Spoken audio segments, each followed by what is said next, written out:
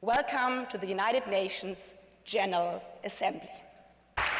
The race to choose the next United Nations Secretary-General has entered a decisive stage, with 6 candidates presenting their priorities during a public debate in New York. Future of the United Nations. The candidates shared a common message. The UN must restore its credibility, strengthen multilateralism, prevent conflicts, and reform an organisation facing growing geopolitical divisions and financial pressures. But each offered a different vision for how to achieve that. This great institution. International Atomic Energy Agency Director General Rafael Grossi called for a more realistic approach to diplomacy. UN is absent from the resolution of the most serious conflicts that we are going through.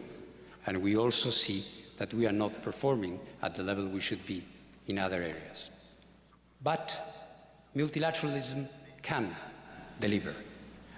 Meanwhile, Michelle Bachelet, former UN Commissioner for Human Rights, pledged to defend the independence of the Secretary-General, saying she would not bow to pressure from powerful states. And the key task for the next Secretary-General will be to defend, preserve and improve the organisation, including through continual reforms in order to ensure that the UN deliver ever more and better. Maria Fernanda Espinosa, who previously led the UN General Assembly, said making the organisation more effective at preventing conflicts would be her priority.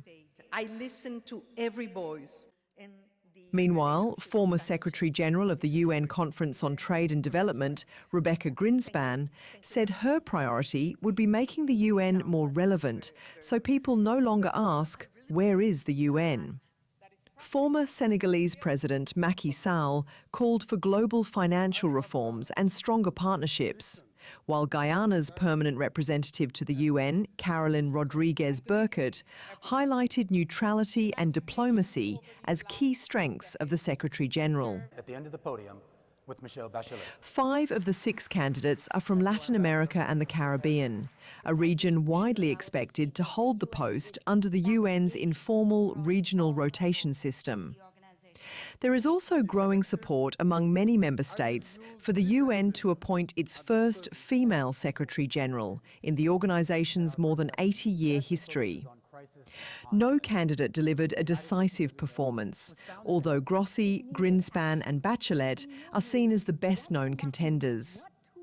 The next major test comes on July 30th, when the UN Security Council holds its first confidential straw poll, an early vote expected to show which candidates have the strongest backing before the final selection process begins.